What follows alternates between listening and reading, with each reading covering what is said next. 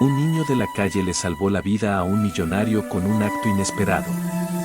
Cuando Aurelio, con sus apenas 12 años de vida a cuestas, vio aquella figura en un traje costoso desplomarse hacia las aguas turbias del río, no podía saber que ese impulso de valentía pura estaba a punto de reescribir no solo el destino del millonario más poderoso de la ciudad, sino también el desolador camino del suyo propio. El sol de mediodía caía como plomo fundido sobre las calles de Ciudad de Esperanza. Aurelio Mendoza, con solo 12 años, caminaba con los pies descalzos sobre el asfalto ardiente del malecón, sus ojos escrutando el entorno en busca de botellas vacías que pudiera convertir en unas pocas monedas. Sus ropas, rasgadas y raídas, y su rostro, marcado por el polvo de una vida a la intemperie, no lograban ocultar la llama de determinación que ardía en sus ojos oscuros. Hacía ya 3 meses que las calles eran su único hogar, desde que su abuela Esperanza, el único faro de familia que había conocido, se había extinguido en silencio, sin dejar tras de sí ni siquiera el dinero para un funeral digno. A diferencia de otros niños en su misma situación, que se dejaban arrastrar por la mendicidad o el pequeño hurto, Aurelio había forjado su propio camino para sobrevivir. Recolectaba materiales reciclables con la paciencia de un buscador de tesoros, limpiaba parabrisas en los semáforos con una agilidad sorprendente y, cuando la suerte le sonreía, ayudaba a cargar pesadas mercancías en el mercado central. Se aferraba a un código de honor que su abuela le había grabado a fuego en el alma. «Mijo», le decía a ella, «la pobreza es una condición, no una excusa para perder la dignidad. Siempre, siempre hay una manera honesta de ganarse el pan». Era un miércoles por la tarde cuando el universo decidió cambiar las reglas del juego. Aurelio hurgaba en los contenedores de basura cercanos al puente San Rafael, el más opulento de la ciudad, una arteria por la que fluían automóviles de lujo y paseaban los ricos, tan absortos en sus propias vidas que ni siquiera reparaban en su existencia. Había conseguido reunir varias latas de aluminio cuando escuchó unas voces alteradas que llegaban desde lo alto del puente. «Te advertí que me pagaras lo que me debes, Salvarrieta», gritaba una voz áspera y amenazante. «Dame más tiempo, por favor. Puedo conseguir el dinero». «Solo necesito una semana más», replicaba otra voz, esta más refinada, con el acento pulido de la alta sociedad. Aurelio se aproximó con la cautela de un animal salvaje. Desde su posición oculta bajo la estructura del puente, podía ver las sombras de 3 hombres proyectándose sobre la superficie del agua. Reconoció la situación al instante. Su corta pero intensa vida en las calles le había enseñado a identificar los cobros de deudas y sabía que rara vez terminaban bien. «Se te acabó el tiempo», rugió la primera voz. «O me pagas en este mismo instante, o tu familia se entera de en que inviertes realmente el dinero de tu empresa». El hombre de la voz refinada era Maximilian Salvarrieta, de 45 años, heredero de una de las fortunas más colosales del país. Lo que el mundo ignoraba era que, tras su impecable fachada de empresario respetable, se ocultaba una adicción secreta al juego que lo estaba devorando por dentro. Había perdido millones en casinos clandestinos, y ahora, los prestamistas habían venido a cobrar su libra de carne. «Escúchame bien, Romano», dijo Maximilian, tratando de mantener una compostura que se desmoronaba. «Mi empresa vale cientos de millones. Te pagaré con creces, pero necesito tiempo para liquidar activos sin que mi familia sospeche». Romano Vázquez era el tipo de hombre que había cimentado su imperio sobre el miedo y la violencia. Sus ojos, fríos como el acero, no mostraron ni un atisbo de compasión mientras se acercaba a Maximilian. «El tiempo se agotó, amigo rico. O me das los 5 millones que me debes ahora mismo, o tu esposa recibe esta noche unas fotografías muy interesantes de tus veladas en mis casinos». «No puedes hacer eso», Maximilian retrocedió instintivamente hacia la barandilla del puente. «¿Que no puedo?», se rió Romano con crueldad. «¿Sabes qué les pasa a los ricos cuando lo pierden todo? Se convierten exactamente en los indigentes a los que tanto desprecian». El corazón de Aurelio se aceleró. Conocía esa mirada en los ojos de Romano. La había visto antes en los hombres más peligrosos de la calle. Algo terrible estaba a punto de suceder. Quizás necesites un baño frío para aclarar tus ideas, dijo Romano, haciendo una seña a su secuaz. No, esperen, gritó Maximilian, pero ya era demasiado tarde. Los dos hombres lo empujaron con una fuerza brutal contra la barandilla. Maximilian, que en su vida había participado en una pelea real, perdió el equilibrio. Sus gritos de terror rasgaron el aire mientras caía en picado hacia las aguas turbulentas del río, desde una altura de casi 15 metros. El impacto contra el agua fue brutal. Maximilian, enfundado en su traje de diseñador y sus zapatos de cuero italiano, se hundió como una piedra. Había crecido en mansiones con piscinas, pero nunca había aprendido a nadar en aguas abiertas, y mucho menos con ropa pesada que ahora lo arrastraba inexorablemente hacia el fondo. Problema resuelto, murmuró Romano, mirando hacia abajo con desdén. Los ricos no flotan mejor que los pobres. Pero Romano no contaba con un testigo. Aurelio lo había visto todo. Sin pensarlo dos veces, se despojó de su camiseta raída y se lanzó al agua desde la orilla. Había aprendido a nadar en ese mismo río, uno de los pocos placeres gratuitos de su difícil vida. El agua estaba helada y la corriente era fuerte, pero Aurelio se movía en ella con la naturalidad de una nutria. Conocía cada remolino, cada corriente traicionera. Cuando llegó al punto donde había caído Maximilian, el hombre ya había emergido una vez, tosiendo agua y agitando los brazos con desesperación, solo para volver a hundirse. Sus ojos, desorbitados por el pánico, vieron al niño acercarse. «¡Ayuda!», logró gritar antes de que el agua volviera a engullirlo. Aurelio se sumergió y lo agarró por la chaqueta. El hombre era pesado, mucho más de lo que había previsto, y la tela empapada del traje lo convertía en un lastre. Pero el niño poseía algo que Maximilian había perdido hacía mucho tiempo, la experiencia de luchar por su propia vida. «Deje de moverse», le gritó Aurelio cuando ambos salieron a la superficie. «Solo me está hundiendo más». Maximilian, en su terror ciego, se aferró al niño como a una boya salvavidas. Por un instante terrible, pareció que ambos se ahogarían. Pero Aurelio ya había lidiado con el pánico antes. «Escúcheme», le gritó, mirándolo directamente a los ojos. «Yo lo voy a salvar, pero tiene que confiar en mí». Había tal autoridad en la voz del niño, una autoridad forjada en la supervivencia, que Maximilian, instintivamente, se calmó. «Póngase boca arriba y déjeme llevarlo», le instruyó Aurelio. Lentamente, usando una técnica que había aprendido observando a los socorristas en las piscinas públicas, Aurelio comenzó a remolcar a Maximilian hacia la orilla. El esfuerzo era agotador. Sus pequeños músculos protestaban con cada brazada, pero no se rindió. Cuando finalmente alcanzaron la orilla rocosa, ambos colapsaron, tosiendo agua y jadeando en busca de aire. Maximilian no podía creer que estuviera vivo. Se giró hacia el niño que lo había salvado y, por primera vez en años, se encontró sin palabras. «¿Está bien, señor?», preguntó Aurelio, todavía recuperando el aliento. Maximilian observó al niño.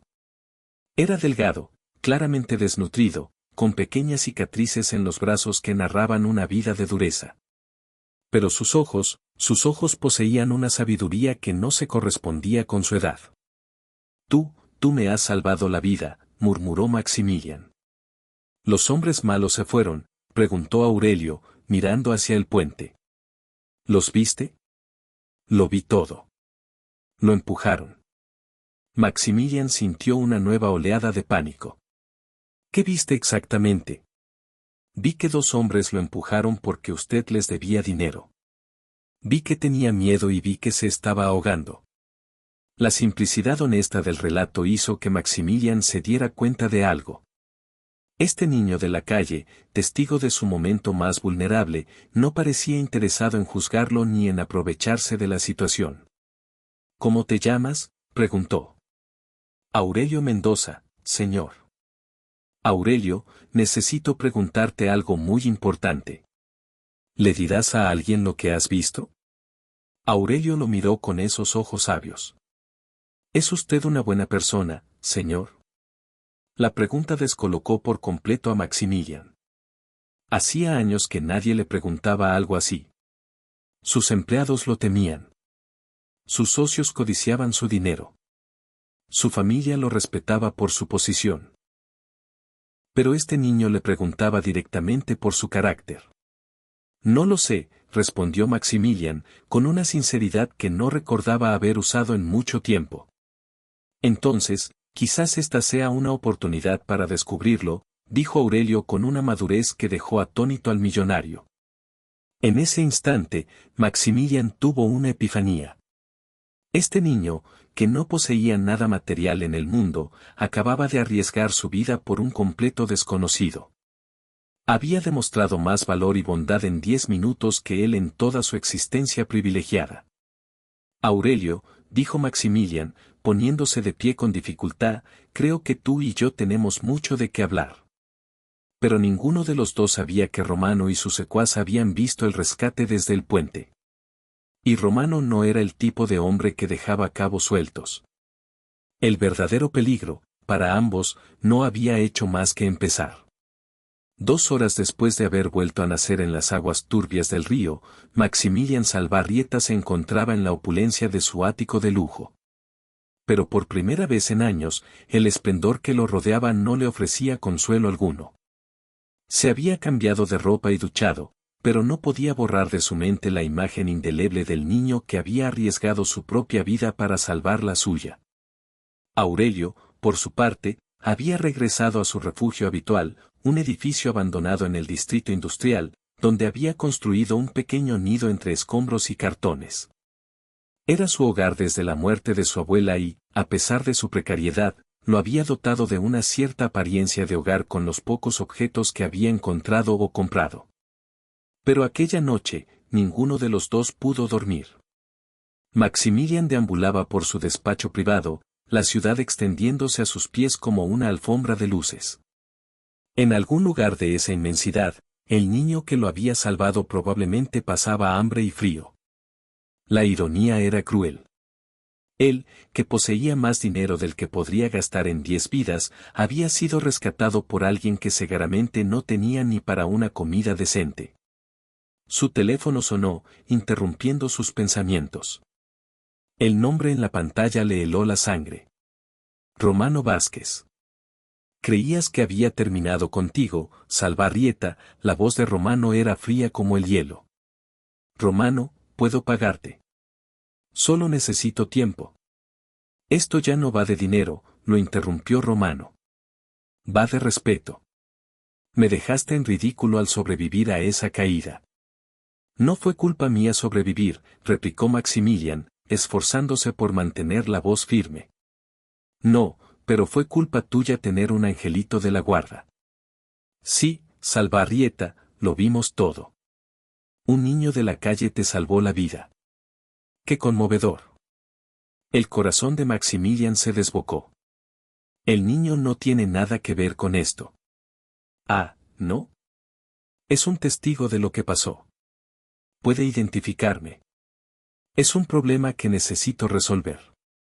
Déjalo fuera de esto, gritó Maximilian, sorprendiéndose a sí mismo por la vehemencia de su reacción. Es solo un niño. Es un testigo, respondió Romano con frialdad. Y los testigos tienen la costumbre de desaparecer en esta ciudad. A menos que... ¿A menos que qué? A menos que me pagues el doble de lo que me debes. 10 millones, Salvarrieta. Considera los 5 millones extra el precio de la vida de tu pequeño héroe. Maximilian sintió como si le hubieran dado un puñetazo en el estómago. No tengo 10 millones en efectivo. Pues más te vale conseguirlos. Tienes 48 horas. Y si no los tienes, el niño pagará las consecuencias de tu incompetencia. La línea se cortó, sumiendo a Maximilian en un silencio ensordecedor. Mientras tanto, en su refugio de cartón, Aurelio no podía dejar de pensar en lo ocurrido. No era la primera vez que ayudaba a alguien, pero había algo diferente en el hombre que había salvado. Había visto en sus ojos un miedo genuino, el tipo de miedo que él conocía bien. Pero también había visto algo más, vergüenza. El hombre rico se avergonzaba de su situación, de haber necesitado ser salvado por un niño de la calle. Al día siguiente, Aurelio se encontraba en su puesto habitual cerca del mercado cuando un lujoso BMW negro se detuvo frente a él. La ventanilla trasera se bajó, revelando el rostro del hombre al que había salvado. Aurelio, dijo Maximilian, necesito hablar contigo. El niño se acercó con cautela. Había aprendido a desconfiar de los ricos. ¿Está bien, señor? Los hombres malos lo volvieron a molestar. La pregunta directa de Aurelio conmovió a Maximilian. Este niño se preocupaba de verdad por él. Sube al coche, Aurelio. Necesito explicarte algo importante. Durante el trayecto, Maximilian le explicó la situación, omitiendo los detalles más sórdidos de sus deudas pero siendo claro sobre el peligro. Los hombres que me empujaron saben que los viste, le dijo. Y eso te pone en peligro. Aurelio asintió con una seriedad impropia de su edad. ¿Qué quiere que haga? Quiero sacarte de la ciudad por un tiempo. Tengo una finca en las montañas donde estarás a salvo. ¿Y usted? Yo voy a resolver este problema. Aurelio estudió el rostro de Maximilian en el espejo retrovisor. ¿Cómo va a resolverlo? Les pagaré lo que quieren. ¿Y después qué? ¿Lo dejarán en paz? La pregunta hizo que Maximilian se enfrentara a una verdad que había estado evitando. Romano no era de los que se conforman. Una vez que consiguiera más dinero, querría más. Era un ciclo sin fin. No lo sé, admitió. ¿Puedo decirle algo, señor? Por supuesto. En la calle, cuando alguien te chantajea, pagarle no hace que se detenga. Solo hace que piense que puede conseguir más. Maximilian miró al niño con asombro. ¿Cómo sabes eso? Porque he visto muchas veces cómo funcionan los matones. Mi abuela solía decir, si alimentas a un lobo, no se convierte en perro. Solo se convierte en un lobo más gordo. La sabiduría del niño era desconcertante. Maximilian había estudiado en las mejores escuelas de negocios, pero este niño de 12 años entendía algo fundamental sobre la naturaleza humana que él había olvidado. ¿Entonces qué sugieres que haga? Primero, averiguar quiénes son esos hombres exactamente. En la calle, la información es poder. ¿Y cómo haremos eso? Usted tiene dinero para pagar a investigadores. Yo tengo contactos en lugares a los que los ricos nunca van. Juntos podemos descubrir la verdad sobre Romano. Maximilian se quedó en silencio. Este niño le proponía una sociedad, una alianza entre dos mundos opuestos. ¿Por qué quieres ayudarme, Aurelio? Ya hiciste más que suficiente salvándome la vida. Aurelio miró por la ventanilla las calles que tan bien conocía. Porque usted no es como los otros ricos que he conocido. Los otros ricos llaman a sus abogados o a la policía. Usted se avergonzó y trató de manejarlo solo. Eso me dice que tiene honor. Honor, repitió Maximilian como si fuera una palabra extranjera. Quizás porque ha estado rodeado de la gente equivocada. Era cierto. Maximilian había pasado años rodeado de aduladores y socios interesados. Este niño era la primera persona en años que le hablaba con total honestidad. Está bien, dijo. Hagámoslo juntos. Pero primero te pondré en un lugar seguro. No, dijo Aurelio con firmeza. Si me escondo, no puedo ayudarlo. Conozco esta ciudad mejor que nadie. Sé cómo moverme sin ser visto. Es demasiado peligroso. Aurelio lo miró a los ojos. Señor Maximilian, yo he estado en peligro toda mi vida. Pero esta es la primera vez que tengo la oportunidad de luchar por algo más grande que mi próxima comida. Las palabras del niño resonaron en el corazón de Maximilian. Por primera vez en años, alguien creía en él, alguien estaba dispuesto a arriesgarse por él. Está bien, dijo finalmente. Pero con mis condiciones. Te daré un teléfono satelital. te reportarás cada 2 horas. Y si las cosas se ponen demasiado peligrosas, prometes que te esconderás. Prometido, sonrió Aurelio por primera vez. Lo que ninguno de los dos sabía era que Romano ya había puesto en marcha su plan. Sus hombres vigilaban los lugares habituales de Aurelio con órdenes de capturarlo en cuanto apareciera solo. La cacería había comenzado. Pero esta vez el lobo no se enfrentaba a un cordero asustado, sino a la improbable alianza de un millonario desesperado y un niño de la calle que había aprendido a sobrevivir contra todo pronóstico. Y juntos, eran mucho más peligrosos de lo que Romano podía imaginar. La investigación comenzó esa misma noche, de una forma que Maximilian jamás habría concebido. Mientras él movilizaba a un equipo de investigadores privados de élite y hackers corporativos, Aurelio se dirigió al lugar donde sabía que encontraría la información más valiosa, las calles. ¿Estás seguro de que es prudente que vaya solo?, le preguntó Maximilian cuando Aurelio se preparaba para salir del discreto hotel donde se habían reunido.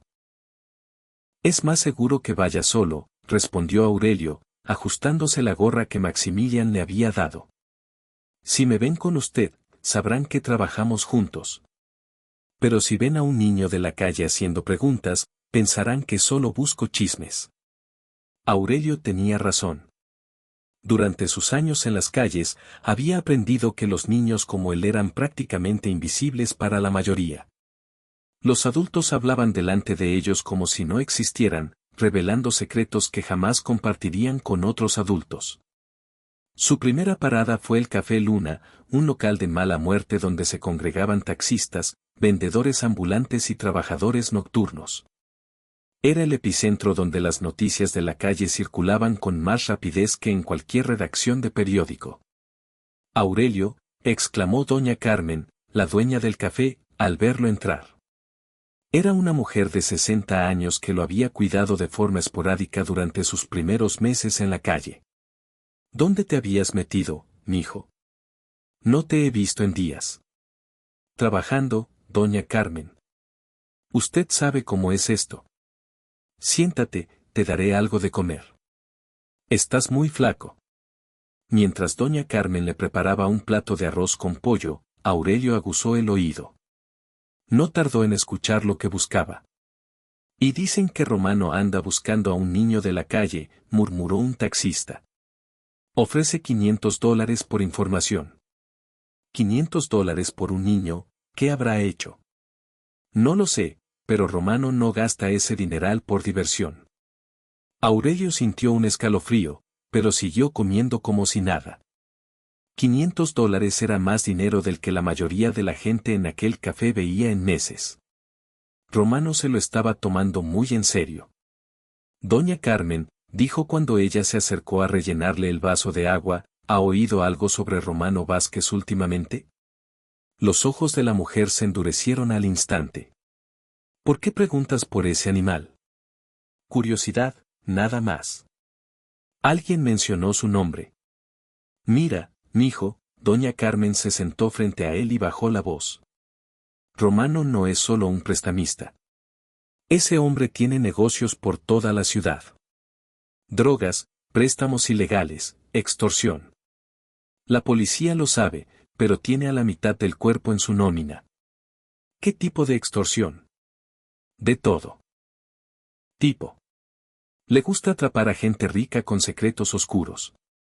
Los graba en situaciones comprometedoras y luego los chantajea durante años. Aurelio sintió que las piezas comenzaban a encajar.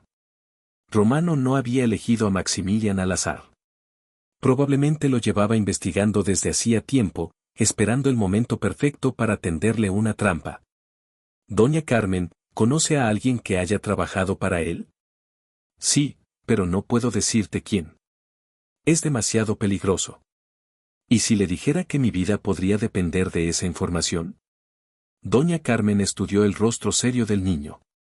Había cuidado de suficientes niños de la calle como para reconocer cuando uno de ellos corría un peligro real.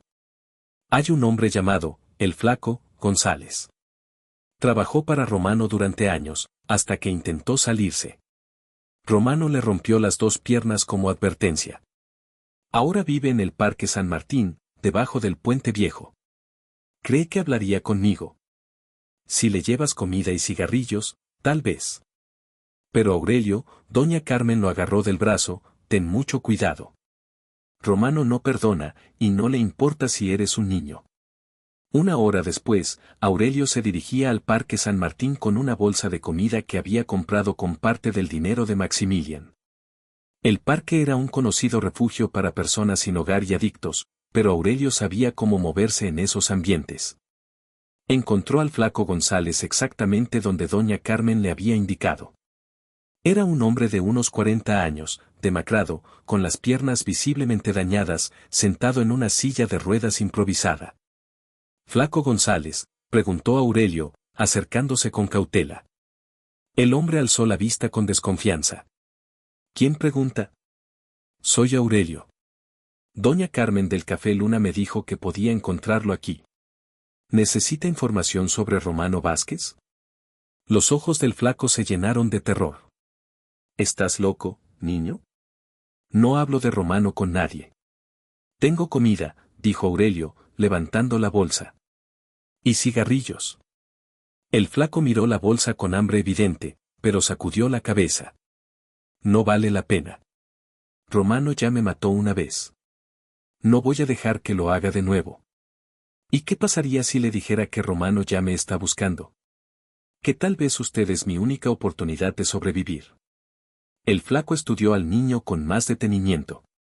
Vio en sus ojos algo familiar, la determinación desesperada de alguien que corre por su vida. «¿Qué hiciste para que te busque?». «Vi algo que no debía ver». El flaco asintió lentamente. «Sí, eso es suficiente para que Romano quiera matarte». «Está bien, sentémonos. Pero si alguien se acerca, me largo».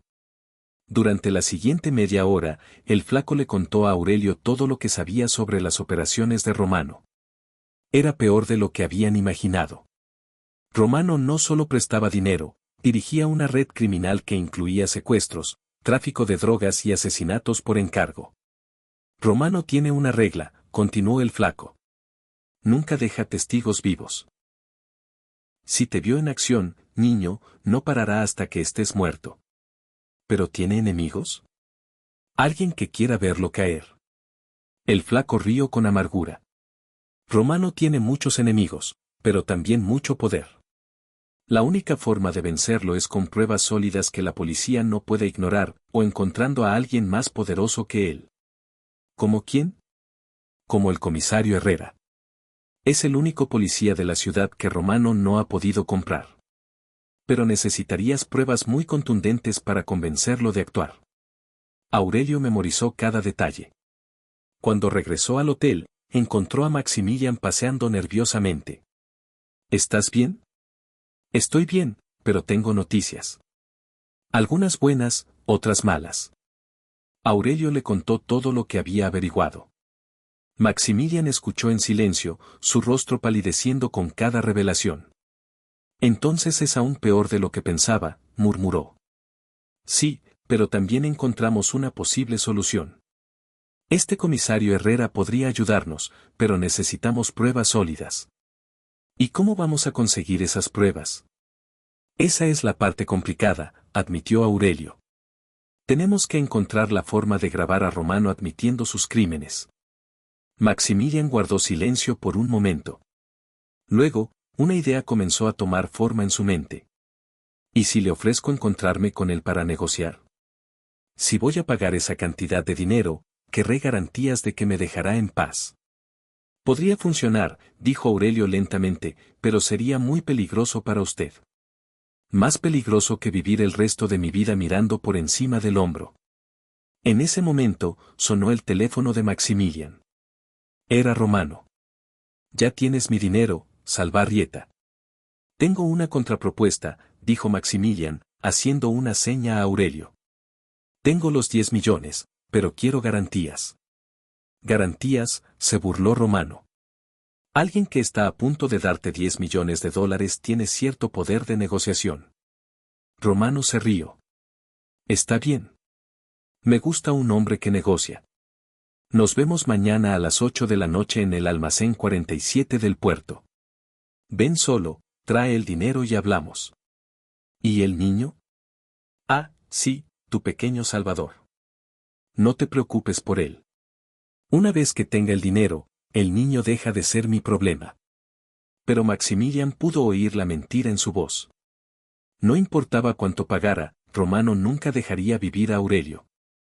Tras colgar, Maximilian miró a Aurelio. Tenemos nuestra oportunidad. Vamos a ir, pero no como él espera. Durante las horas siguientes, planificaron meticulosamente. Maximilian contactó a un especialista en equipos de vigilancia que le proporcionó microcámaras y micrófonos de alta tecnología. Aurelio, por su parte, estudió los planos del puerto.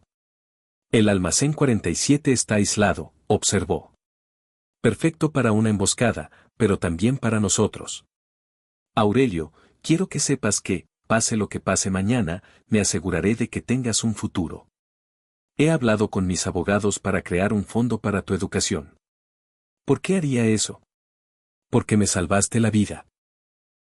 Y porque me has enseñado algo que había olvidado, que el verdadero valor de una persona no se mide por lo que tiene, sino por lo que está dispuesta a arriesgar por otros. Aurelio miró al hombre que había pasado de ser un extraño en apuros a convertirse en el hermano mayor que nunca tuvo. Señor Maximilian, si mañana sale mal, quiero que sepa que salvarlo me ha dado más propósito que cualquier otra cosa en mi vida.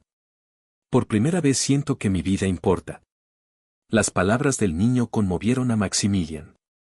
Se dio cuenta de que Aurelio había hecho mucho más que salvarle la vida, le había dado una razón para ser una mejor persona. Tu vida siempre ha importado, Aurelio. Simplemente necesitabas a alguien que se diera cuenta. Mientras se preparaban para descansar, ninguno de los dos sabía que Romano iba un paso por delante. No solo sabía que trabajaban juntos, sino que había preparado una trampa que convertiría su encuentro en el puerto en su último error. Pero Romano tampoco sabía que la alianza entre un millonario desesperado y un niño de la calle había creado algo más poderoso de lo que imaginaba, la combinación perfecta de recursos e ingenio callejero. La batalla final estaba a punto de comenzar. El día de la confrontación amaneció gris y lluvioso, como si el propio cielo presagiara la tormenta que se avecinaba. Maximilian había pasado la noche en vela, repasando cada detalle del plan una y otra vez. Aurelio, en cambio, había dormido profundamente, con la serenidad de quien ha tomado una decisión y está en paz con las consecuencias. A las 5 de la tarde, 2 horas antes de la cita con Romano, Aurelio ya estaba en posición. Había llegado al puerto utilizando las rutas secretas que conocía de sus días de recolector de chatarra, moviéndose como una sombra entre los contenedores y las grúas que formaban un laberinto de acero. El almacén 47 era una estructura de metal corrugado de 2 pisos, con múltiples entradas y ventanas rotas que ofrecían puntos de observación ideales. Aurelio había pasado la mañana instalando las microcámaras en lugares estratégicos, una en la viga principal para tener una vista completa del interior, otra cerca de la entrada y una tercera en la oficina del segundo piso desde donde podría monitorizarlo todo. Prueba de audio, Maximilian, susurró Aurelio al micrófono oculto en su chaqueta. Te escucho perfectamente, respondió la voz de Maximilian a través del auricular casi invisible que Aurelio llevaba. Todo en posición. Todo listo. Las cámaras están grabando y transmitiendo directamente a la comisaría del comisario Herrera, tal y como planeamos. Esa era la parte más arriesgada del plan. Maximilian había contactado al comisario Herrera esa misma mañana, explicándole la situación y convenciéndolo de que supervisara la transmisión en vivo. Si todo salía bien, tendrían pruebas en tiempo real de las actividades criminales de Romano. Aurelio, si las cosas se ponen feas, prométeme que correrás. No intentes ser un héroe. Ya soy un héroe, respondió Aurelio con una sonrisa que Maximilian pudo oír en su voz. Salvé la vida de un millonario, ¿recuerda? A las 7:45, Maximilian llegó al puerto en su BMW, llevando un maletín que supuestamente contenía los $10 millones. En realidad, estaba lleno de papel de periódico con billetes reales solo en la capa superior. Ya he llegado, murmuró Maximilian mientras caminaba hacia el almacén. ¿Ves algo sospechoso? Desde su puesto de observación, Aurelio tenía una vista panorámica. Veo 3 coches negros aparcados en diferentes puntos. Romano ha traído al menos a 6 hombres, más de los que esperábamos. Pero no más de los que podemos manejar si el plan funciona. Maximilian entró en el almacén a las 8 en punto. Romano ya estaba allí, flanqueado por 2 de sus hombres más corpulentos. Llevaba un traje caro, pero había en su postura una violencia contenida que erizaba la piel. Salvarrieta, dijo Romano con una sonrisa que no llegó a sus ojos.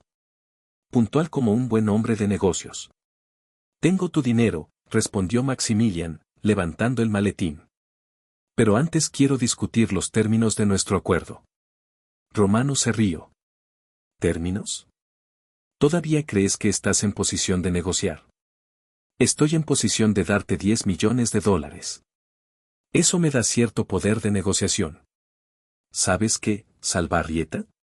Tienes razón, dijo Romano, rodeándolo como un depredador. Hablemos de términos. Término número 1, me das el dinero. Término número 2, me das el número de tu cuenta bancaria y las contraseñas. Término número 3, me transfieres otros 10 millones por las molestias. El corazón de Maximilian se desbocó. Eso no era parte del acuerdo. Acuerdo, rió Romano con más fuerza. ¿Creías que esto era una negociación entre iguales? Eres un jugador patético que perdió más dinero del que podía pagar. Yo soy el hombre que va a quedarse con todo lo que tienes. Desde su escondite, Aurelio escuchaba cada palabra. Las cámaras lo captaban todo, pero necesitaban que Romano admitiera algo más específico para que el comisario Herrera pudiera actuar. Romano, dijo Maximilian, intentando sonar más valiente de lo que se sentía, si te quedas con todo mi dinero, ¿cómo vas a explicar de dónde ha salido? Ese es mi problema, no el tuyo, respondió Romano. Llevo años blanqueando dinero, drogas, secuestros, asesinatos por encargo. ¿Crees que 20 millones más van a ser un problema? Ahí estaba. Romano acababa de admitir múltiples crímenes frente a las cámaras. Aurelio sintió un subidón de adrenalina. Pero hay un pequeño problema, continuó Romano, su voz volviéndose más siniestra. El niño que te salvó sigue siendo un testigo. Y ya sabes cómo trato yo a los testigos. Dejaste que creyera que el niño estaría a salvo si te pagaba. Y tú me creíste, se burló Romano. Eres más ingenuo de lo que pensaba. El niño morirá esta noche, justo después de que acabe contigo. En ese momento, Aurelio vio movimiento en las sombras del almacén. 2 de los hombres de Romano bloqueaban las salidas, mientras otros 2 se acercaban sigilosamente a Maximilian. Maximilian, susurró urgentemente por el micrófono, es una trampa. Van a matarlo sin importar el dinero. Prepárese para correr. Pero Romano había estado esperando precisamente eso. Se detuvo de repente y miró directamente hacia el escondite de Aurelio. Sal de ahí, niño, gritó. Sé que estás ahí arriba. El corazón de Aurelio se detuvo. ¿Cómo lo había sabido? Llevo siguiendo a este niño desde ayer, continuó Romano. Sé que han estado planeando algo juntos. Uno de sus hombres apuntó con un arma hacia el segundo piso. Baja ahora o empiezo a disparar. Aurelio estaba en una situación imposible. Pero entonces recordó algo que había notado durante su reconocimiento, una tubería de desagüe en el exterior del edificio que lo llevaría al techo de un contenedor cercano. Maximilian, susurró, en 30 segundos, tire el maletín a la izquierda y corra hacia la puerta trasera. ¿Qué vas a hacer? Algo estúpido, pero necesario. Aurelio se deslizó hasta la ventana rota y alcanzó la tubería justo cuando Romano perdía la paciencia. Basta, gritó. Encuéntrenlo. 2 de sus hombres comenzaron a subir las escaleras. ¿Sabes qué es lo más patético de todo esto, Salvarrieta? Continuó Romano, ajeno a que cada palabra seguía siendo grabada. Que un hombre de tu posición haya recurrido a un niño de la calle para salvarse. Demuestra lo débil que eres. Tal vez, respondió Maximilian, pero ese niño tiene más valor que tú y todos tus hombres juntos. Mientras tanto, Aurelio había llegado al contenedor y se movía sigilosamente hacia un panel eléctrico que controlaba las luces de todo el sector del puerto. Comisario Herrera, susurró al micrófono, en 60 segundos van a tener que entrar. Va a haber un apagón. Sin más aviso, Aurelio arrancó los cables principales. El almacén y toda la zona circundante se sumieron en una oscuridad total. ¿Qué demonios?, gritó Romano. En la confusión, Maximilian hizo lo que Aurelio le había indicado, arrojó el maletín y corrió hacia la puerta trasera. Los hombres de Romano comenzaron a disparar a ciegas, iluminando momentáneamente la escena con los destellos de sus armas. Pero ya era demasiado tarde. Las sirenas de la policía se oían cada vez más cerca. «Es una trampa», gritó uno de los hombres. «La policía». «Imposible», rugió Romano. «Tengo a media ciudad en mi nómina». Pero no al comisario Herrera, retumbó una voz amplificada desde el exterior. «Romano Vázquez, está rodeado. Salga con las manos en alto». En la oscuridad, Romano comprendió por fin que había caído en una trampa tendida por un millonario y un niño de la calle. «Salvarrieta», gritó en la negrura. «Si salgo de esta, te encontraré». «No va a salir de esta, Romano», respondió la voz del comisario Herrera. «Tenemos grabaciones de todo lo que ha dicho esta noche. Sus días de aterrorizar esta ciudad han terminado». Mientras las luces de la policía inundaban el almacén, Aurelio y Maximilian se reunieron en la parte trasera del edificio, jadeando pero a salvo. «¿Cómo sabías que funcionaría?», preguntó Maximilian. «No lo sabía», admitió Aurelio. «Pero mi abuela solía decir que a veces hay que apostarlo todo por lo que crees que es correcto». Desde el interior del almacén, oían los gritos de Romano mientras era arrestado. El reinado de terror del criminal más poderoso de la ciudad había llegado a su fin, derrotado por la alianza más improbable que nadie hubiera podido imaginar. Pero su historia juntos no había hecho más que empezar. 3 semanas después del arresto de Romano, Maximilian se encontró sentado en el despacho del comisario Herrera, aguardando noticias sobre el caso. A su lado, Aurelio había insistido en acompañarlo, a pesar de que el peligro ya había pasado. «Señor Salvarrieta», dijo el comisario Herrera entrando con una sonrisa, «tengo noticias excelentes. Romano y toda su organización han sido procesados. Las grabaciones que proporcionaron fueron suficientes para asegurar condenas de por vida para él y sus principales lugartenientes». «¿Y los otros criminales que mencionó en las grabaciones?», preguntó Aurelio. «Estamos utilizando la información para desmantelar toda la red. Es la mayor operación anticrimen en la historia de esta ciudad, y todo gracias a la valentía de ustedes dos». Maximilian miró a Aurelio, que en las últimas semanas se había convertido en mucho más que el niño que le había salvado la vida. Habían pasado tiempo juntos, no solo planeando cómo resolver la situación con Romano, sino también cómo cambiar sus propias vidas para mejor. «Comisario», dijo Maximilian, «hay algo más que nos gustaría discutir con usted». «¿De qué se trata?». «Aurelio y yo hemos estado hablando de crear un programa para ayudar a otros niños de la calle. Algo que combine recursos financieros con un conocimiento real de la vida en las calles». «Es una idea interesante», respondió el comisario. «¿Qué tipo de programa tienen en mente?».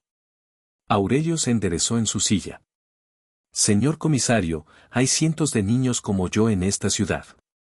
Niños inteligentes y valientes que nunca tienen la oportunidad de demostrarlo porque la sociedad los ve como un problema en lugar de como una solución».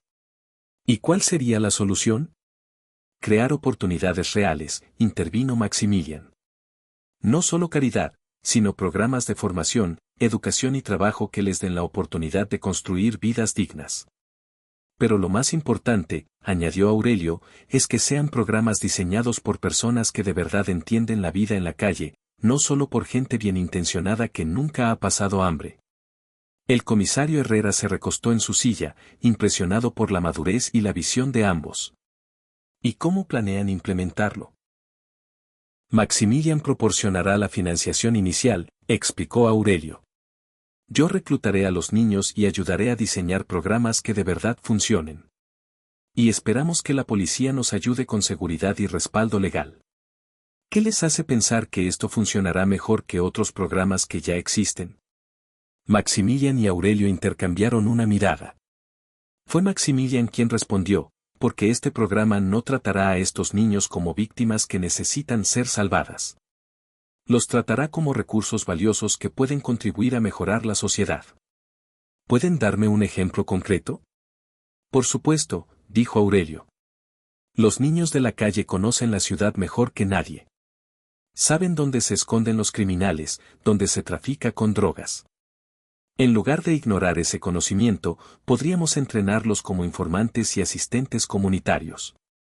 Y al mismo tiempo, continuó Maximilian, les proporcionaríamos educación formal, formación profesional y oportunidades de trabajo legítimo. No se trata solo de sacarlos de las calles, sino de convertirlos en agentes de cambio positivo. El comisario Herrera guardó silencio por un momento, sopesando la propuesta. ¿Y ustedes estarían dispuestos a dirigir este programa personalmente? Sí, respondieron ambos al unísono. Entonces, tienen mi total apoyo, dijo el comisario.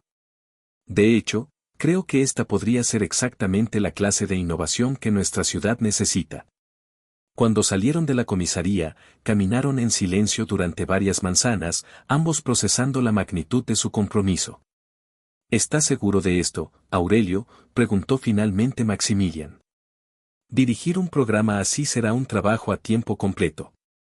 Significaría que tendrías que dejar tu vida actual. Mi vida actual, rió Aurelio. ¿Se refiere a buscar comida en la basura y dormir en edificios abandonados?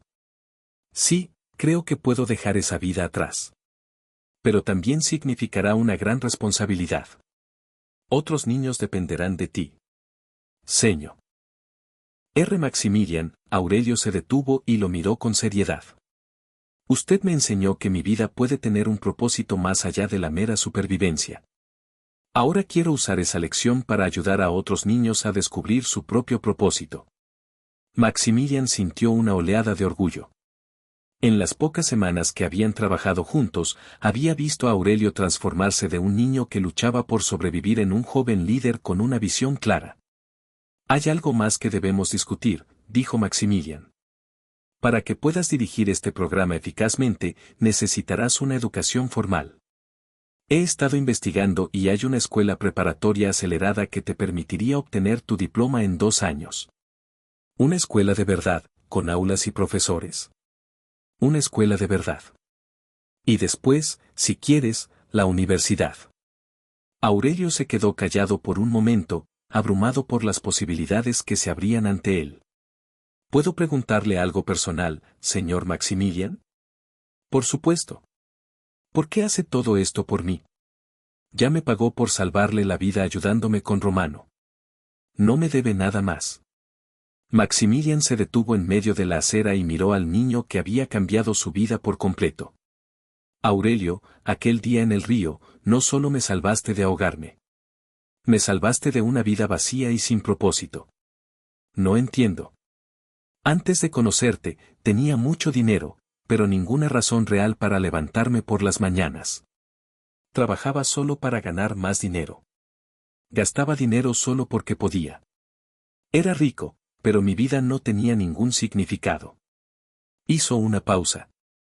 Pero trabajar contigo, verte arriesgar tu vida no solo por salvarme a mí, sino por hacer lo correcto, me enseñó algo que había olvidado, que la verdadera riqueza consiste en usar lo que tienes para hacer la vida mejor a los demás.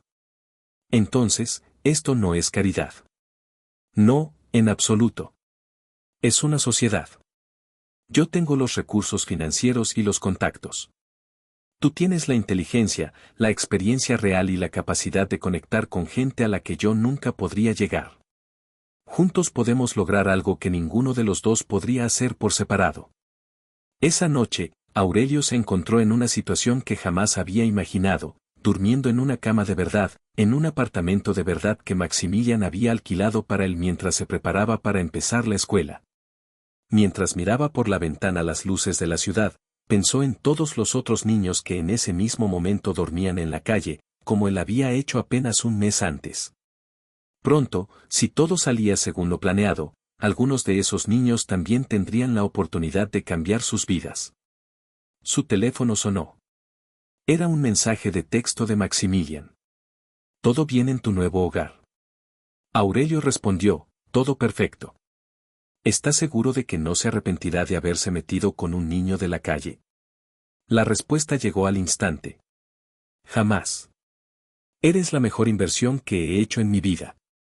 Mientras Aurelio se preparaba para dormir, no podía dejar de sonreír. En pocos meses, había pasado de ser un niño sin hogar que luchaba por sobrevivir a ser el cofundador de un programa que podría cambiar la vida de cientos de otros niños. Pero lo más increíble de todo era que había encontrado algo que nunca pensó que tendría, una familia elegida, una persona que creía en él y que estaba dispuesta a invertir en su futuro sin esperar nada a cambio. Al día siguiente comenzaría oficialmente su nueva vida. Iría a la escuela por primera vez en años. Trabajaría con Maximilian para desarrollar los detalles del programa. Y comenzaría el proceso de convertirse en el tipo de líder que otros niños de la calle necesitaban. Era emocionante y aterrador al mismo tiempo. Pero una cosa era segura, sin importar el éxito que tuvieran, nunca olvidaría el momento en que decidió saltar al río para salvar a un extraño. Porque aquel acto de valentía no solo había salvado la vida de Maximilian, había sido el primer paso hacia una vida que, para ambos, merecía la pena ser vivida.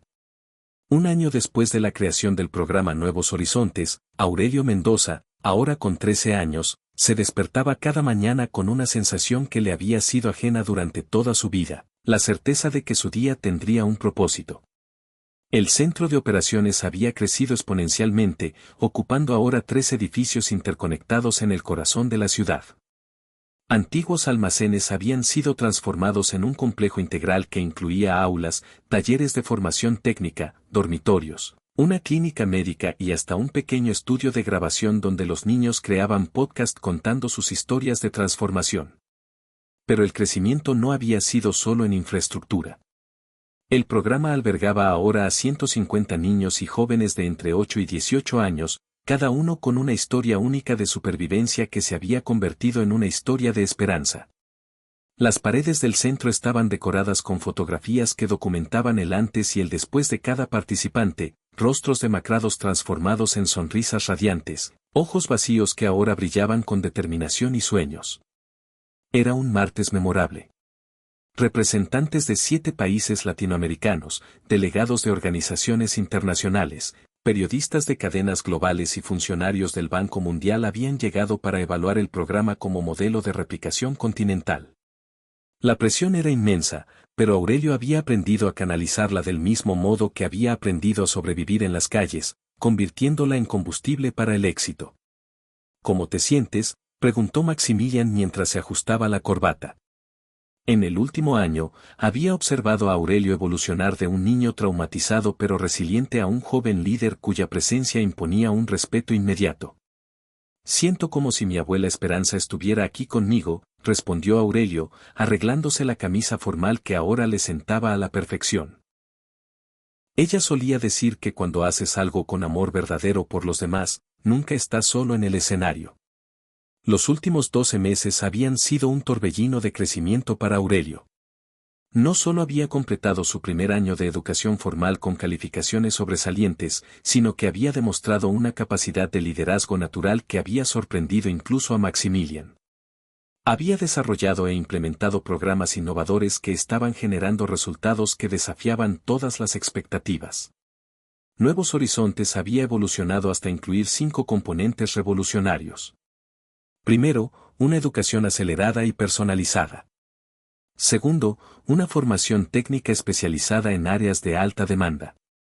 Tercero, el programa de consultores de seguridad comunitaria, que convertía a los participantes en enlaces oficiales entre las comunidades marginales y las autoridades. El cuarto componente era quizás el más innovador, el programa de mentores de recuperación, donde los niños más veteranos trabajaban directamente con los recién llegados, creando una red de apoyo entre iguales que había demostrado ser increíblemente eficaz. Y el quinto, el laboratorio de emprendimiento social, donde los participantes desarrollaban pequeños negocios que no solo les proporcionaban ingresos, sino que también resolvían problemas en sus comunidades. Señores delegados, comenzó Aurelio dirigiéndose al impresionante panel de visitantes. Hace 13 meses, yo dormía en un edificio abandonado y mi mayor aspiración era encontrar suficientes latas para comprar un pan. Hoy estoy aquí para presentarles un programa que no solo ha cambiado mi vida, sino que ha transformado la manera en que 150 jóvenes como yo ven su lugar en el mundo. El silencio en el auditorio era absoluto. Pero antes de hablarles de estadísticas, continuó Aurelio, quiero que entiendan algo fundamental. Este programa no funciona porque trata a los niños de la calle como víctimas que necesitan caridad. Que funciona porque los reconoce como recursos humanos extraordinarios que necesitan oportunidades. Aurelio activó la presentación. Las primeras diapositivas mostraban datos impresionantes, una reducción del 73% en delitos menores en las zonas de operación, una tasa de retención escolar del 94%, la creación de 302 empleos directos y un impacto económico positivo de más de $15 millones. Pero las estadísticas solo cuentan una parte de la historia, dijo Aurelio. Permítanme presentarles a las personas que hay detrás de estos números. La primera en levantarse fue Isabela Vargas, de 16 años. Antes del programa, dijo con voz clara y segura, mi única habilidad especializada era detectar qué bolsos eran más fáciles de robar. Desarrollé esa habilidad porque mi supervivencia dependía de ella. Hoy, sonrió, uso exactamente esa misma habilidad de observación y evaluación de riesgos como consultora de seguridad para una cadena de grandes almacenes. Gano un salario digno, ayudo a prevenir robos y estoy estudiando para convertirme en especialista en seguridad corporativa. Transformé una habilidad de supervivencia en una carrera profesional.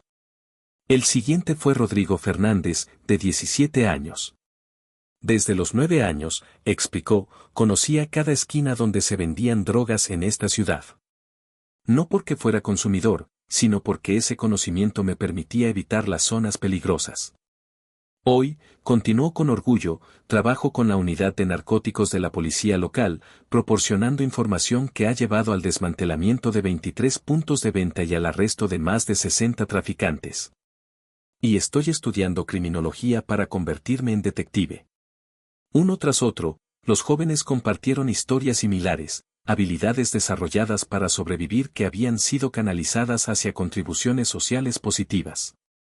¿Cuál es exactamente la diferencia metodológica entre este programa y los enfoques tradicionales?, preguntó la doctora Patricia Mendoza, representante de UNICEF. Aurelio tomó la palabra. Doctora Mendoza, la diferencia es filosófica. La mayoría de los programas operan desde una premisa de déficit, identifican lo que estos niños no tienen y tratan de llenar esos vacíos. Nuestro programa opera desde una premisa de fortaleza. Identificamos las habilidades extraordinarias que estos niños ya han desarrollado, resistencia, evaluación de riesgos, negociación, y construimos sobre esas fortalezas. ¿Puede darnos un ejemplo práctico?, que preguntó el representante del Banco Mundial. Por supuesto, respondió Aurelio, que señalando una pizarra digital. Tomemos el caso de Miguel Torres, que se unió a nosotros hace 3 meses. En la pantalla apareció la foto de un niño de 11 años. Miguel vivió en las calles durante 2 años, tiempo en el que desarrolló una habilidad extraordinaria para memorizar y navegar rutas urbanas complejas, porque su supervivencia dependía de conocer siempre la vía de escape más rápida. En lugar de ver esto como una habilidad irrelevante, reconocimos que Miguel había desarrollado capacidades espaciales y de memoria muy valoradas en campos como la logística o la planificación urbana. Hoy, la siguiente diapositiva mostraba a Miguel trabajando con una tablet. Miguel participa en un programa piloto con la Secretaría de Movilidad Urbana, ayudando a optimizar las rutas del transporte público. Y simultáneamente, toma clases aceleradas de matemáticas y geografía. No eliminamos su historia, la transformamos en su fortaleza profesional. La presentación continuó durante casi 3 horas. Pero el momento que lo cambió todo fue cuando un visitante inesperado pidió la palabra. Era Miguel Torres, el niño del ejemplo. Se acercó al micrófono con paso decidido. Señores, dijo, su pequeña voz resonando con una claridad asombrosa, mi nombre es Miguel Torres y soy el niño del que Aurelio acaba de hablar. Hace 3 meses, yo dormía en el parque. No había comido en 2 días. Pensaba que mi vida nunca sería más que buscar comida y evitar peligros. Pero quiero contarles lo que de verdad cambió mi vida aquí. No fueron las camas cómodas ni la comida caliente. Lo que cambió mi vida, dijo con una seriedad que impactó a todos, fue la primera vez que un adulto me dijo, Miguel, cuéntame qué sabes de esta ciudad que yo no sepa. Nadie me había preguntado nunca qué sabía. Siempre me preguntaban qué necesitaba, qué me faltaba. Aurelio me enseñó que todo lo que había aprendido para sobrevivir no era algo de lo que avergonzarme, sino algo de lo que estar orgulloso. Me enseñó que ser inteligente no es solo saber cosas de los libros, sino también de la vida real. Ahora, los señores de la Secretaría de Movilidad me preguntan mi opinión. Me tratan como si mis ideas fueran importantes. Eso, concluyó Miguel, es lo que este programa hace de verdad. No nos rescata de quienes somos. Nos ayuda a convertirnos en la mejor versión de quienes ya somos. El silencio que siguió fue profundo y emotivo. Varios de los delegados se secaban discretamente los ojos, y la representante de UNICEF tenía una expresión de asombro genuino en su rostro. Después de la presentación, mientras los visitantes recorrían las instalaciones, la doctora Mendoza se acercó a Aurelio y Maximilian. En mis 15 años evaluando programas de desarrollo social en 32 países, les dijo, nunca había visto resultados como estos. Pero, más importante aún, nunca había visto un enfoque que preserve tan eficazmente la dignidad de los beneficiarios mientras los empodera. ¿Qué significa eso en términos prácticos para nosotros?, preguntó Aurelio. Significa, respondió la doctora Mendoza con una sonrisa, que UNICEF, en asociación con el Banco Mundial y la Organización de Estados Americanos, quiere financiar la expansión de este modelo a 25 ciudades en 12 países latinoamericanos durante los próximos 3 años. Maximilian sintió que se quedaba sin aire. ¿De cuánto financiamiento estamos hablando exactamente? Estamos hablando de un compromiso inicial de $150 millones para la primera fase, respondió el representante del Banco Mundial, que se había unido a la conversación, con proyecciones que podrían alcanzar los 500 millones. Aurelio miró a Maximilian, ambos abrumados por la magnitud de la oferta. ¿Qué tendríamos que hacer para acceder a este financiamiento?, preguntó Aurelio. Primero, explicó la doctora Mendoza, necesitarían establecer una estructura organizacional capaz de manejar operaciones multinacionales. Segundo, desarrollar protocolos para replicar su metodología. Tercero, crear sistemas de monitoreo y evaluación. Y cuarto, preguntó Maximilian, intuyendo que había más. Cuarto, dijo la representante con una sonrisa, necesitarían comprometerse a dedicar los próximos 5 años de sus vidas a este proyecto. Aurelio no dudó ni un segundo. ¿Qué podríamos estar haciendo que fuera más importante que esto? Aurelio, Maximilian le puso una mano en el hombro, esto significaría viajar constantemente, trabajar con gobiernos complicados, manejar presupuestos enormes. Señor Maximilian, lo interrumpió Aurelio con una sonrisa decidida, hace 13 meses yo era un niño de la calle sin esperanza. Si pude transformar mi vida, estoy seguro de que puedo aprender a manejar presupuestos internacionales. Esa noche, después de que todos los visitantes se marcharan, Aurelio y Maximilian se quedaron en la oficina que ahora compartían. ¿Realmente comprendes la magnitud de lo que acabamos de aceptar?, preguntó Maximilian. Acabamos de comprometernos a cambiar la vida de potencialmente 50.000 niños en toda América Latina, respondió Aurelio. ¿Y eso no te aterroriza? Me aterroriza completamente, admitió Aurelio, riendo. Pero mi abuela Esperanza solía decir, mijo, el miedo es solo la prueba de que estás a punto de hacer algo que vale la pena. Si no tienes miedo, es que no estás soñando lo suficientemente grande. Maximilian observó al joven que había conocido como un niño desesperado. ¿Sabes qué es lo más increíble de toda esta historia? Que comenzó con un acto completamente instintivo. Saltaste al río sin pensar en las consecuencias, sin esperar nada a cambio. Y ahora, continuó, ese mismo impulso se ha convertido en una metodología validada, un modelo financiado internacionalmente y un movimiento que va a impactar a decenas de miles de vidas. En ese momento, el teléfono de Aurelio sonó. Era una videollamada grupal con algunos de los primeros niños del programa. Aurelio, gritaron varias voces. Oímos lo de la reunión. ¿Es verdad que vamos a expandirnos a otros países?, preguntó Carlos. Es verdad, respondió Aurelio, pero eso significa que ustedes tendrán que asumir más responsabilidades aquí. Estamos listos, gritó Valentina. ¿Pero seguirán siendo nuestros líderes?, preguntó una voz preocupada. Era Ana Lucía, de 12 años. Es que, antes de llegar aquí, muchos adultos me prometieron cosas y luego se fueron. Sé que ustedes son diferentes, pero tengo miedo. El silencio que siguió fue profundo. Ana Lucía, dijo Aurelio con seriedad, ¿puedo contarte algo que nunca le he contado a nadie? Cuando Maximilian me dijo por primera vez que iba a ayudarme, yo tampoco le creí del todo. ¿En serio?, preguntó ella. ¿En serio? Pero entonces me di cuenta de algo, el miedo a que me abandonaran de nuevo me estaba impidiendo aceptar la ayuda real cuando por fin llegó. Así que decidí confiar, no porque tuviera garantías, sino porque merecía la oportunidad de ver qué pasaba si alguien cumplía de verdad sus promesas. Te estoy diciendo que arriesgarte a confiar en nosotros vale la pena, porque lo peor que puede pasar es que termines donde empezaste, pero lo mejor que puede pasar es que tu vida se transforme por completo. Porque nosotros nos aseguraremos de que cumplan, intervino Isabela. Ahora somos una familia, Ana Lucía. Nos cuidamos los unos a los otros. La energía de la llamada se transformó.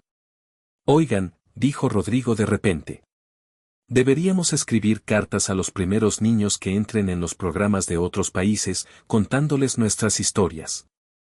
Y hacer vídeos, exclamó Valentina. Y crear un sistema de hermanos mayores, internacionales, añadió Isabela. La conversación continuó durante otra hora, con ideas cada vez más creativas. Cuando terminaron la llamada, Maximilian y Aurelio se quedaron en silencio, procesando lo que acababan de presenciar. ¿Te das cuenta de lo que acaba de pasar?, preguntó finalmente Maximilian. Los niños acaban de diseñar espontáneamente la infraestructura de apoyo emocional para una expansión internacional, respondió Aurelio con asombro. Más que eso. Acaban de demostrar que han interiorizado por completo la filosofía del programa. No se ven a sí mismos como beneficiarios, sino como agentes activos del cambio. Esa noche, algo fundamental había cambiado. Nuevos Horizontes ya no era un programa que ellos dirigían. Se había convertido en un movimiento que los niños dirigían junto a ellos, con la misma pasión y compromiso. Maximilian, dijo Aurelio mientras caminaban hacia el aparcamiento, ¿cree que estamos listos para esto? Hace 13 meses, respondió Maximilian, eras un niño de 12 años que vivía en la calle. Hace 8 meses, yo era un hombre perdido cuyo único propósito era acumular más dinero. Mira dónde estamos ahora. Esto es más que un sí. Es la certeza de que si pudimos llegar hasta aquí, podemos llegar a donde sea necesario. Mientras se separaban, Aurelio miró hacia el edificio del programa, que había nacido de un acto impulsivo de bondad y que ahora estaba a punto de convertirse en un movimiento internacional. En las ventanas iluminadas, podía ver las siluetas de algunos niños aún despiertos, probablemente planeando las cartas y vídeos que habían decidido crear. Eran niños que hacía meses no tenían esperanza y que ahora planeaban activamente cómo dar esperanza a otro. En todo el mundo. Esa, se dio cuenta Aurelio, era la verdadera medida del éxito. No solo había cambiado sus circunstancias, había transformado cómo se veían a sí mismos y cuál creían que era su propósito en el mundo.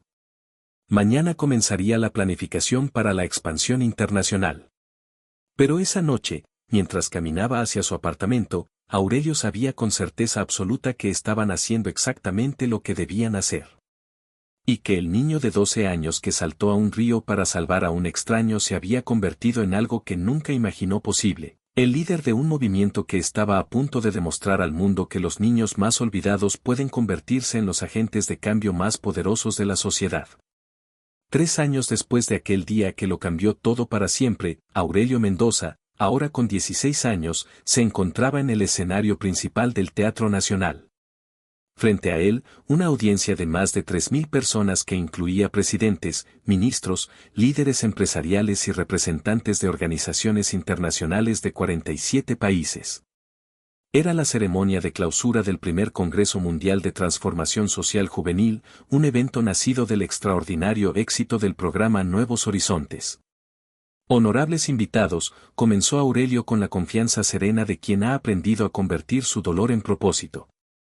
Hace exactamente 3 años y 2 meses, yo era un niño de 12 años que vivía en las calles de esta ciudad, buscando comida en contenedores y durmiendo en edificios abandonados.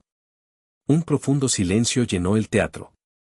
En las primeras filas, Maximilian Salvarrieta, ahora un pionero mundial en innovación social, observaba con lágrimas de orgullo al joven que le había salvado la vida y que ahora inspiraba al mundo. Hoy, continuó Aurelio, estoy aquí para anunciar que el programa Nuevos Horizontes ha transformado oficialmente las vidas de 47.328 niños y jóvenes en 89 ciudades de 23 países en 3 continentes. La ovación que siguió fue ensordecedora, pero Aurelio levantó una mano, indicando que aún no había terminado. Pero las estadísticas, por impresionantes que sean, no cuentan la historia real. La historia real está sentada aquí, con ustedes, esta noche. En ese momento, las luces del teatro se encendieron, revelando algo extraordinario. Dispersos entre los dignatarios y líderes mundiales, había cientos de jóvenes de entre 14 y 22 años, todos graduados del programa de diferentes países. Isabela Vargas, dijo Aurelio, y una joven de 19 años se levantó. Quien hace 3 años robaba para sobrevivir, acaba de graduarse como ingeniera de sistemas y ha desarrollado una aplicación que ha ayudado a localizar a 312 niños desaparecidos en Latinoamérica. Isabela saludó con dignidad mientras el público aplaudía. Carlos Méndez, continuó Aurelio, y un joven de 21 años se puso en pie. Quien conocía cada esquina donde se vendían drogas porque él mismo había sido vendedor, ahora es detective especializado en narcóticos y ha desmantelado 15 redes de tráfico en 5 países. Rodrigo Fernández, y otro joven se levantó, quien sobrevivió en las calles memorizando rutas de escape, ahora es consultor internacional en planificación urbana y ha rediseñado sistemas de transporte público en 12 ciudades. Uno por uno, Aurelio presentó a docenas de jóvenes cuyas historias seguían el mismo patrón transformador. Pero la historia más importante, dijo Aurelio, su voz volviéndose más suave pero más poderosa, es la de Miguel Torres. Un joven de 14 años se levantó de la primera fila. Era el mismo Miguel que 3 años antes había llegado al programa como un niño de 11 años desnutrido y sin esperanza. Miguel, dijo Aurelio con una sonrisa que iluminó el teatro, ¿quieres contarles a estos señores lo que haces ahora? Miguel se acercó al micrófono con una confianza asombrosa. Señores presidentes y ministros, dijo con una claridad que impresionó a todos, yo dirijo el Centro de Orientación para Nuevos Participantes en nuestro programa. Mi trabajo es ayudar a otros niños que llegan exactamente como llegué yo, asustados, desconfiados, sin creer que su vida pueda cambiar. ¿Y qué les dices cuando llegan así?, preguntó Aurelio. Les digo exactamente lo que Aurelio me dijo a mí, tu vida ha sido difícil, pero no será desperdiciada. Vamos a convertir todo lo que has sufrido en algo que ayude a otros. Y les digo que sé que es verdad, porque yo soy la prueba viviente. La ovación que siguió duró 5 minutos completos. Cuando el silencio regresó, Aurelio tomó de nuevo el micrófono. Pero hay algo más que quiero compartir con ustedes esta noche. Algo que representa el verdadero futuro de este movimiento. En la pantalla gigante detrás de él aparecieron los rostros de niños conectados desde centros de Nuevos Horizontes de todo el mundo, Manila, Lagos, Bombay, El Cairo, Sao Paulo. Aurelio, gritaron cientos de voces jóvenes al unísono. Estos, dijo Aurelio con orgullo evidente, son los líderes del futuro. Niños que hace 2 años vivían en las calles y que ahora dirigen programas para otros niños en sus propias ciudades. Una niña de unos 13 años desde Manila tomó la palabra. Aurelio, queremos contarles algo importante. Nosotros, los niños de todos los centros del mundo, hemos tomado una decisión. Vamos a crear nuestra propia organización internacional. Se llamará Guerreros de la Esperanza y estará dirigida completamente por jóvenes que han pasado por el programa. Un murmullo de asombro recorrió el teatro. Otro niño, esta vez desde Lagos, continuó: vamos a usar todo lo que hemos aprendido para crear nuestros propios programas en lugares donde Nuevos Horizontes aún no ha llegado. ¿Y cuál es su meta?, preguntó Aurelio, aunque ya sospechaba la respuesta. Llegar a 1 millón de niños en los próximos 10 años. Gritaron todas las voces al unísono. El teatro entero se puso en pie en una ovación que parecía no tener fin. Cuando finalmente regresó el silencio, Aurelio se acercó al borde del escenario. Hay una persona aquí esta noche sin la cual nada de esto habría sido posible, dijo suavemente. Maximilian Salvarrieta, ¿podrías acompañarme aquí arriba? Maximilian subió al escenario, visiblemente abrumado por la emoción. Este hombre, dijo Aurelio, poniendo un brazo sobre sus hombros, me enseñó que salvar una vida no es un evento único. Es una decisión que tomas cada día de usar lo que tienes para mejorar la vida de los demás. Pero Aurelio me enseñó algo aún más importante, respondió Maximilian, tomando el micrófono. Me enseñó que ser salvado no es el final de la historia. Es el comienzo de tu responsabilidad de salvar a otros. Aurelio miró a la audiencia, a las cámaras, a los niños conectados desde todo el mundo. Hace 3 años, dijo, un niño de 12 años saltó a un río para salvar a un hombre que se ahogaba. No lo hizo esperando una recompensa. Lo hizo porque en ese momento, salvar esa vida era lo único que importaba. Hizo una pausa. Hoy, 47.328 niños de todo el mundo han aprendido la misma lección, que el propósito de la vida no es acumular cosas para uno mismo, sino usar lo que tienes, sea mucho o poco, para mejorar la vida de otros. Y ahora, su voz se llenó de emoción, esos 47.328 niños están saltando a sus propios ríos, salvando sus propias vidas, transformando sus propias comunidades. El círculo ya no es solo nuestro, dijo Aurelio, mirando directamente a la cámara. Pertenece a cada niño que ha decidido que su vida difícil no será desperdiciada. Pertenece a cada joven que ha elegido convertir su dolor en propósito. Es de cada persona que ha entendido que salvar una vida es solo el comienzo.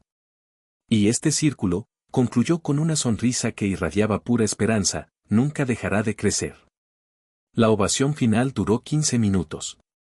Esa noche, 23 países se comprometieron a implementar el modelo Nuevos Horizontes como política nacional. Pero para Aurelio, el momento más importante llegó después, cuando estaba a solas con Maximilian en el camerino. ¿Sabes qué es lo más increíble de todo esto?, preguntó Maximilian. ¿Qué? Que ya no me necesitas. El movimiento tiene vida propia. Los niños lo están dirigiendo. Cumpliste tu propósito. Aurelio sonrió. No, Maximilian. Cumplí mi primer propósito. Ahora tengo uno nuevo. ¿Cuál? Asegurarme de que en 20 años, cuando estos niños lideren el mundo, nunca olviden que todo empezó con un simple acto de bondad. Y que ellos enseñen a sus propios hijos que cualquier persona, por pequeña que se sienta, tiene el poder de cambiar el mundo.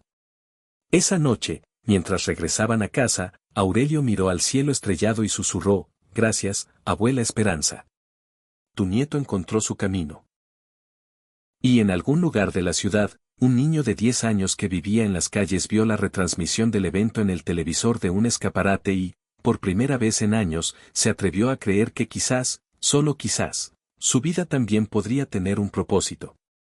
El círculo continuaba expandiéndose, una vida salvada a la vez, una esperanza renovada a la vez, un futuro transformado a la vez. Todo había comenzado con un niño valiente que decidió que la vida de un extraño valía más que su propia seguridad. Y ahora, miles de niños de todo el mundo estaban aprendiendo la misma lección, que el acto más pequeño de bondad puede crear ondas de cambio que se extienden por toda la eternidad.